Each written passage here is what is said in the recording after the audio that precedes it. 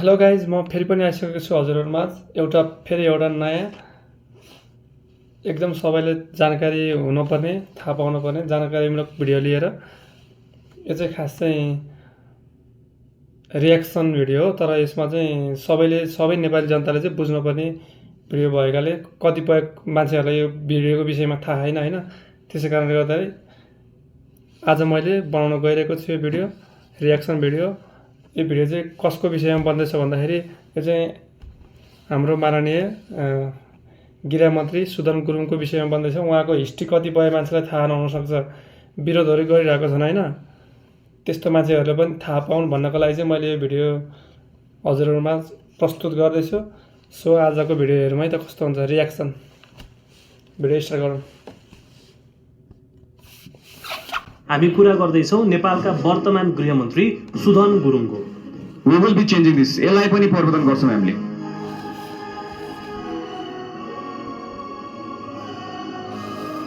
कथा सुरु हुन्छ ठमेलको ओएमजी क्लबबाट।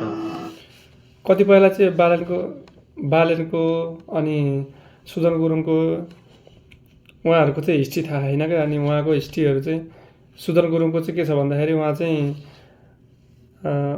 डिजे पपदेखि लिएर गएर अहिलेसम्मको चाहिँ हाल गृहमन्त्री बन्दासम्मको चाहिँ त्यो विषयको बारेमा चाहिँ भिडियो बनेको छ होइन। सो कस्तो हुन्छ होइन, सुरु गरौँ। जहाँ उनी कहिले बिट मिलाउँथे त कहिले महँगा पार्टी होस्ट गर्थे, तर आज त्यही मान्छे देशको सुरक्षाको साँचो बोकेर सिंहदरबारमा बसेको छ। यो कुनै जादु होइन, यो त एउटा यस्तो केटाको अनफिल्टर कथा हो जसले काठमाडौँको सडकमा सङ्घर्ष गर्दा गर्दै सिस्टमको फोहोरी खेललाई नजिकबाट देख्यो।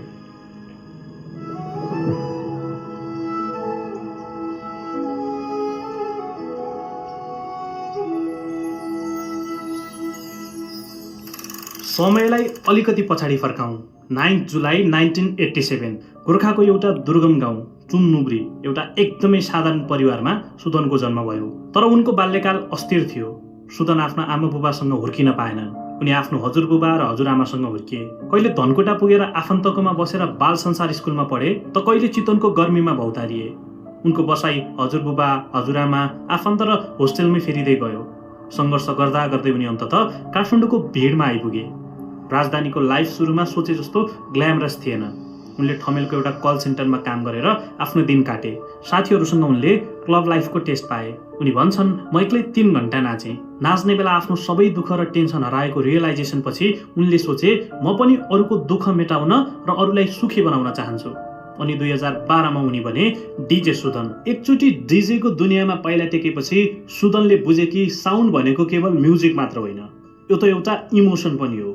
त्यो रिदम जसले मान्छेको मुड बदल्न सक्छ। त्यही साउन्ड क्वालिटी र क्रिस्टल क्लियर बिट्सको महत्त्व बुझेर आज एक्सएजले तपाईँको म्युजिकल जर्नीलाई डिजे सुदनको कन्सोल जस्तै पावरफुल बनाएको छ। चाहे त्यो एक्सएज TWS इयरबड्सको इम्प्रेसिभ म्युजिक होस् या एक्सएज स्पिकरको दमदार बिट्स, डिजे सुदनले कन्सोलमा फिल गर्ने साउन्ड अब तपाईँको डेली लाइफमा हुन्छ। अनि तपाईँको पार्टी र ट्राभललाई नन स्टप बनाउँछ एक्सएज पावर ब्याङ्कले। अब लागौँ भिडियोतर्फ। अनि जन्मियो चर्चित ओएमजी क्लब। थिम्ड पार्टीहरू, झिलिमिली लाइट अनि ठुला सेलिब्रिटीहरूसँगको नेटवर्क हेर्दा लाग्थ्यो सुदनले आफ्नो ड्रिम लाइफ भेटाए। तर उनलाई के थाहा थियो र यो एउटा ठुलो आदि आउनु अघिको सन्नाटा मात्र थियो। एउटा यस्तो घटना घट्दै थियो जसले एउटा क्लब ओनरलाई सधैँका लागि एउटा विद्रोही बनाउनेवाला थियो। 25 अप्रिल 2015 7.8 म्याग्निट्युडको त्यो भूकम्प जसले देशलाई तहस नहस बनाइदियो। झन्डै 9000 मान्छेको ज्यान गयो। तर यो सबै भइरहँदा सुदन कहाँ थिए त? उनको एउटा आफन्तले पुलिससँग लफडा गरेको कारण उनी त्यति बेला पुलिस स्टेसनभित्र कुरा गर्न गएका थिए। एक्कासी जमिनै फुट्ला जस्तो गरी हल्लियो। सबैजना आफ्नो ज्यान जोगाउनतिर लागे। तर सुदन उनी भत्किएका घरको बीचबाट मान्छे निकाल्न दौडिए।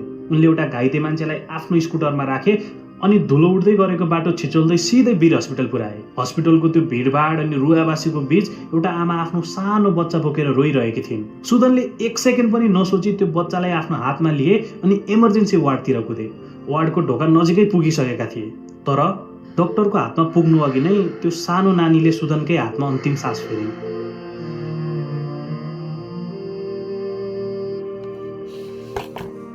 आफ्नै काखमा एउटा निर्दोष बच्चाको मृत्यु। यो तर मलाई चाहिँ जहाँसम्म लाग्छ मान्छे परिवर्तन हुन चेन्ज हुनको लागि चाहिँ एउटा मान्छेको जीवनमा एउटा क्रिटिकल त्यस्तै नर्मल क्रिटिकल घटना चाहिँ घट्नै पर्छ क्या। त्यो नभइकन चाहिँ परिवर्तन आउँदैन, मान्छेमा चेन्जेस आउँदैन भन्ने चाहिँ यो इन्सिडेन्ट्सबाट चाहिँ प्रुभ हुन्छ है। यो चाहिँ सबैलाई नै हुन्छ यो चाहिँ लगभग। पलले सुदनलाई भित्रैदेखि नराम्रो गरी तोडिदियो। उनको दिमाग शून्य भयो। त्यो रात दिनभर घाइते पब्लिक अनि डक्टरहरूलाई खाना अनि पानीले हेल्प गरेपछि उनी एकछिन रोकिए। फोन निकाले अनि सोसल मिडियामा एउटा पोस्ट गरे, हामीलाई भोलन्टियर चाहियो। भोलिपल्ट बिहान 200 जना युवाहरू उनको अगाडि उभिएका थिए। सुदन आफै पनि 3 महिना वीर हस्पिटल बसेर त्यहीँ सुतेर पब्लिक अनि डक्टरहरूलाई हेल्प गर्न आफूले सक्ने सबै कुरा गरे। अनि अचम्मको कुरो केही दिन भित्रै त्यो सङ्ख्या बढेर 1600 पुग्यो। त्यो टिम हस्पिटलदेखि विकट गाउँसम्म पुग्यो। अभावमा परेकालाई राहत बाँड्यो। तर ग्राउन्डमा काम गर्दा उनले एउटा डरलाग्दो रियालिटी देखे।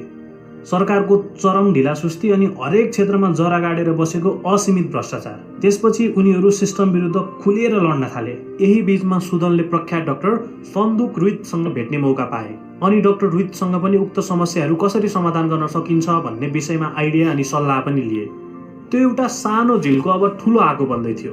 सुरुमा आई टु वी टिम भनिने त्यो ग्रुपले अब नयाँ रूप लियो। सुदनले जहाँ हेर्दा पनि समाजमा आई अर्थात् म मात्र देखेका थिए अनि त्यही मलाई एउटा युनिटीमा बदल्न चाहन्थे।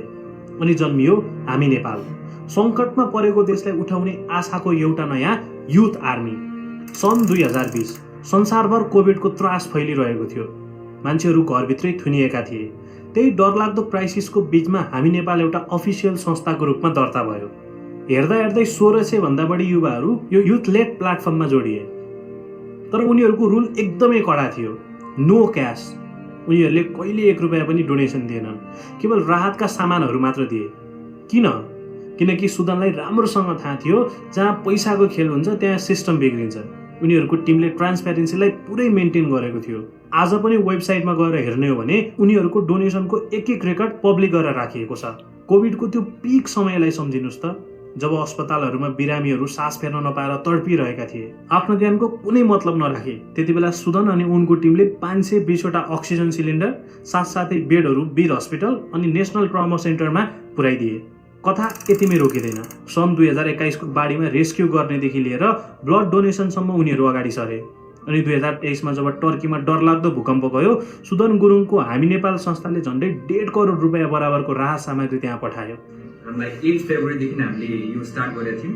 4,47,678.44 4,24,428.82 408 AUD मा त भइसकेको छ।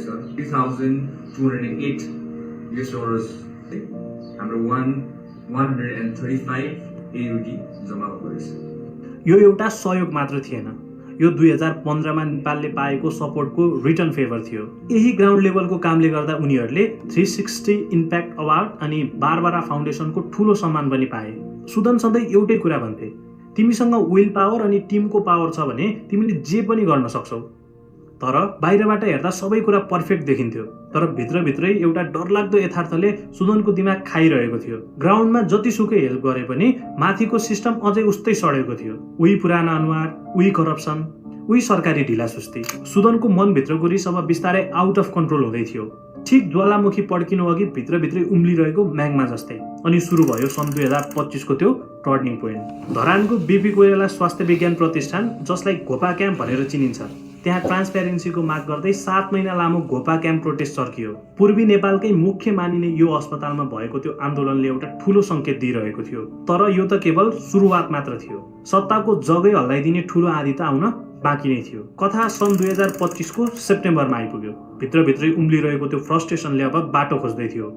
सोसल मिडियामा 81 एउटा नयाँ ट्रेन्ड सुरु भयो, नेपो बेबीहरूलाई एक्सपोज गर्ने। ठुला नेता अनि पावरफुल मान्छेका छोराछोरीले कसरी बिना मेहनत पुरै सिस्टम कब्जा गरेका छन् अनि कसरी उनीहरू पुरै ल्याभिस लाइफस्टाइल बाँचिरहेका छन् भन्ने कुरा भाइरल हुन थाल्यो। त्यसबेला सरकारले के गर्नु पर्थ्यो? युवाहरूको कुरा सुन्नु पर्थ्यो, सुधार ल्याउनु पर्थ्यो। तर उनीहरूले उल्टै यस्तो गल्ती गरे जसको मूल्य निकै महँगो पर्नेवाला थियो। सरकारले सोसल मिडिया नै ब्यान गरिदियो। बस यही एउटा डिसिजन, त्यही सलाइको काँटी थियो जसले युवाहरूको रिसमा आगो लगाइदियो। सेप्टेम्बर 8 नेपालको राजनीतिक इतिहासमै पहिलोपल्ट जेनजी सडकमा उत्रियो। यो कुनै राजनीतिक पार्टीको झोले आन्दोलन थिएन। सुदन अनि उनको हामी नेपाल टिमले मुख्य रूपमा इन्स्टाग्राम अनि डिस्कर्डबाट यो पुरै मुभमेन्ट कोअर्डिनेट गरिरहेको थियो। हजारौं स्टुडेन्टहरू शान्तिपूर्ण मार्च गर्दै सडकमा निस्किए। सुरुमा त हामी नेपालका भोलिन्टियर्सहरू पानी अनि जुस बोकेर ग्राउन्डमा पुगे। उनीहरूलाई लागेको थियो एउटा पिसफुल प्रोटेस्ट हुन्छ, तर दिन बित्दै जाँदा सडकको माहौल एक्कासी मोडियो। सुरक्षाकर्मी अनि स्टुडेन्टहरू बीच अचानक भयानक झडप सुरु भयो। स्थिति आउट अफ कन्ट्रोल भयो। जुन हातले अघिसम्म पानी बाँडिरहेका थिए अब तिनै हातले रक्ताम्य भएका घाइतेहरूलाई इमर्जेन्सीमा उपचार दिन थाले। ट्रान्सपेरेन्सीको त्यो शान्तिपूर्ण माग हेर्दा हेर्दै रगतमा परिणत भयो। दर्जनौं निर्दोष युवाहरूले ज्यान गुमाए। सडकमा आगो बलिरहेको थियो। त्यही विस्फोटक प्रेसरले अन्ततः तत्कालीन प्रधानमन्त्री केपी शर्मा ओलीलाई राजीनामा दिन बाध्य बनायो। अब सुदन यो जेनजी क्रान्तिको अनुहार बनिसकेका थिए। एकतिर उनको टिम सडकमा घाइतेहरूको ज्यान बचाउन लड्दै थियो, अर्कोतिर सुदन सिधै देशका राष्ट्रपति अनि प्रधान सेनापतिसँग नेगोसिएट गर्दै थिए। अनि आयो सेप्टेम्बर 11। देशको ध्यान एउटा लाइभ प्रेस कन्फरेन्समा थियो। सुदनलाई सयौं क्यामेराले खिचिरहेका थिए, तर बोल्दा बोल्दै उनको आवाज भाँसियो। उनी लाखौं मान्छेको अगाडि भक्कानिएर रोए। ती शहीद भएका भाइहरू, घाइते युवाहरू अनि भत्किएका सपनाहरूको भारी उनको छातीमा यति गह्रौँ भइसकेको थियो कि उनले आफ्ना आँसु थाम्नै सकेनन्। तर यो रुवाई कुनै कमजोरी थिएन। बाहिर सडक अझै जलिरहेकै थियो। सुदन रोकिएनन्। उनी केही नखाई नसुती सिधै शीतल निवास राष्ट्रपतिको कार्यालय पुगे। रातभर त्यहीँ बसेर हाई लेभल मिटिङहरू मिलाए। अनि त्यही रात एउटा यस्तो हिस्टोरिक कुरा भयो जुन सायदै विश्व राजनीतिमा कहिल्यै भएको थिएन। सुदनकै पहलमा बनेको युथ अगेन्स्ट करप्सन भन्ने डिस्कर्ड सर्भरमा एउटा ठूलो अनलाइन पोल भयो। त्यहाँ 7500 भन्दा बढी नेपाली युवाहरूले भोट हालेर निर्णय गरे अबको नेतृत्व कसलाई दिने। अनि त्यही भोटको स्पष्ट विजेताको रूपमा अगाडि आइन् सम्मानित पूर्व प्रधान न्यायाधीश सुशीला कार्की। सेप्टेम्बर यहाँ चाहिँ मलाई केही कुरा भन्न मन लाग्यो। अब आन्दोलन भयो, प्रोटेस्टहरू भयो होइन, सबै कुराहरू भयो। अनि जेनजी अगुवाको रूपमा चाहिँ सुदन गुरुङ जब अगाडि सरे नि त्यतिखेर चाहिँ ए पागल हो, यसले चाहिँ काम गर्दैन, यो बिचमा घुस्यो, घुसपेट भयो भन्ने कुराहरू जब यो विपक्षीहरूले चाहिँ गरेको थियो नि त्यतिखेर चाहिँ हाम्रो पनि मन चाहिँ दुखेको थियो क्या। किन भन्दाखेरि उनले चाहिँ त्यो भित्रभित्रै पार्टीको सेटिङमा भन्दा पनि उनी निस्वार्थी भावनाले चाहिँ मैदानमा उत्रेका थिए होइन।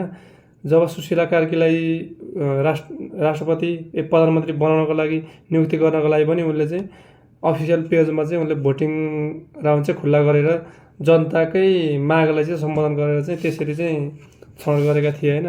त्यो कुरालाई चाहिँ हामीले सबैले चाहिँ मान्नै पर्छ, सम्मान गर्नुपर्छ, उच्च सम्मान व्यक्त गर्नुपर्छ होइन। सो अझै हेरौँ। नेपालको राजनीतिक इतिहासमा एउटा गुजबम ल्याउने दृश्य देखियो। सुशीला कार्कीले जब नेपालको पहिलो महिला अन्तरिम प्रधानमन्त्रीको रूपमा शपथ लिइरहेकी थिइन्, ठिक उनको छेउमा उभिएका थिए सुदन गुरुङ। यो एउटा शपथ ग्रहण मात्र थिएन, यो त सडकमा रगत बगाइरहेका युवाहरूले देशको साँचो नयाँ पुस्तालाई बुझाउनका लागि गरेको एउटा पावर मुभ थियो। अब त सबै कुरा शान्त भयो, सिस्टम ट्र्याकमा आयो जस्तो लागेको थियो नि। तर यति सजिलै हार मान्ने सिस्टम कहाँ थियो र? सिस्टमले फेरि ब्याकफायर गर्यो।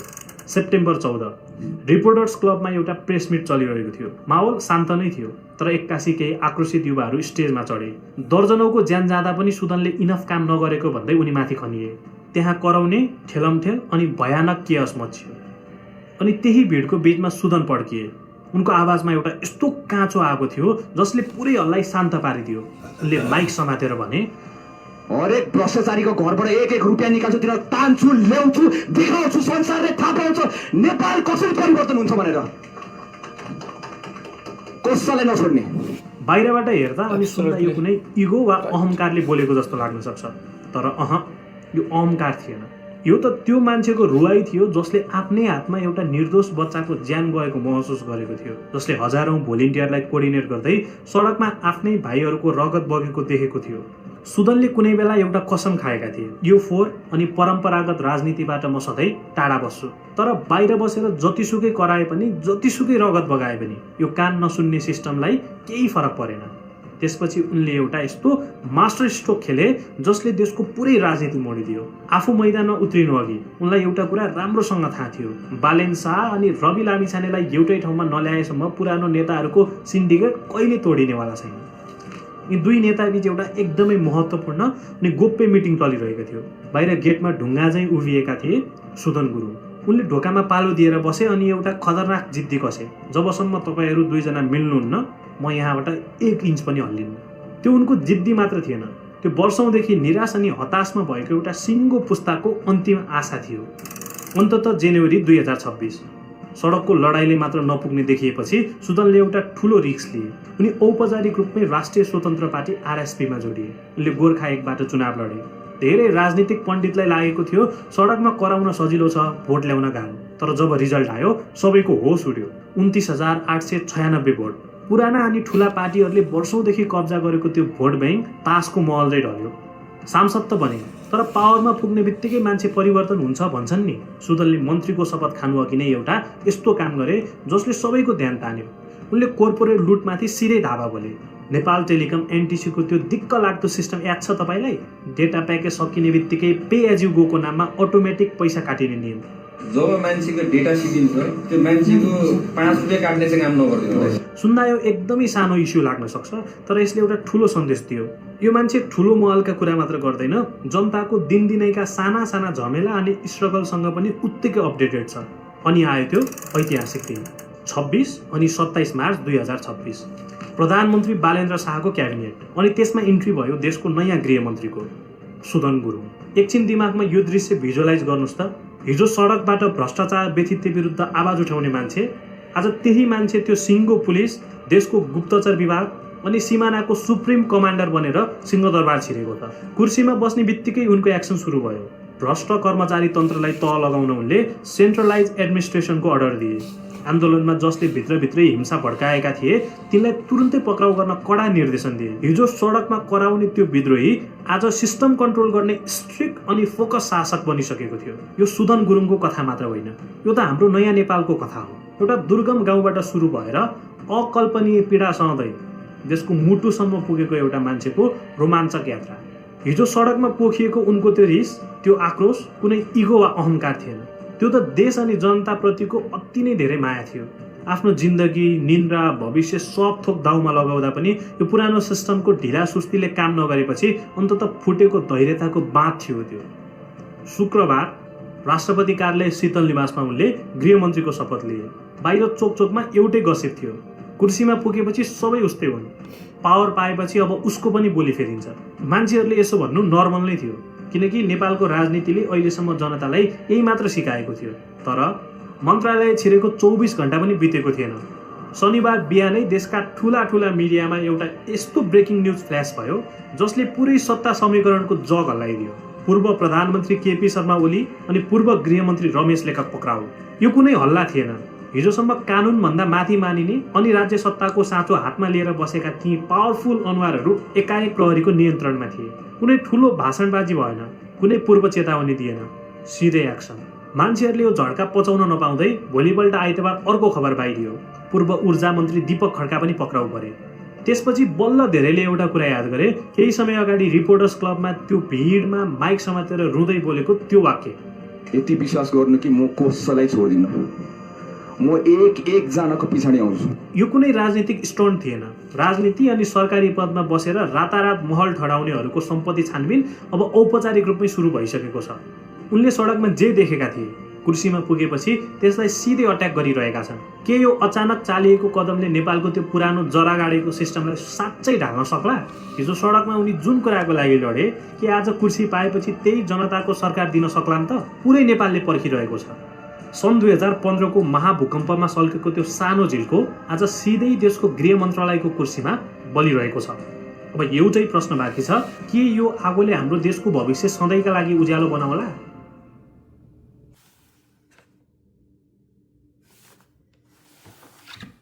ल फाइनल्ली भिडियो पनि सक्यो साथीहरू। खासै यसमा मैले त्यस्तो रियाक्सन चाहिँ दिन सकिनँ होइन, किन भन्दाखेरि यो चाहिँ रियाक्सन दिने खाले भिडियो त होइन, तर पनि मैले चाहिँ हजुरहरूमाझ पुर्याउनको लागि चाहिँ रियाक्सन भिडियो मार्फत चाहिँ प्रस्तुत गरेको होइन। कस्तो लाग्यो भिडियो? सुदन गुरुङको हिस्ट्री थाहा नहुने मान्छेहरूलाई चाहिँ म सजेस्ट गर्न चाहन्छु क्या, कृपया यो भिडियो हेर्नु होला, अनि बल्ल तपाईँले थाहा पाउनु होला क्या उहाँको वास्तविकता नै। उहाँ चाहिँ त्यस्तो भ्रष्टाचार गर्ने त्यो पार्टीमा लागेर त्यसरी आएको चाहिँ होइन क्या। सडकबाटै जनताको आवाजहरू उठाएरै जनताको आवाज, दुःख, पीडाहरू, समस्याहरू बुझेर आएको मान्छे हो। सो देश बनाउनुहुन्छ भन्ने चाहिँ आशा गरेका छौँ। अहिले नयाँ बनेको सरकारलाई चाहिँ उच्च सम्मान व्यक्त गर्दै फेरि अर्को नेक्स्ट भिडियोमा भेट्ने बाचा गर्दै सो भिडियो यहीँ इन्ड गर्छु है त। So all of by.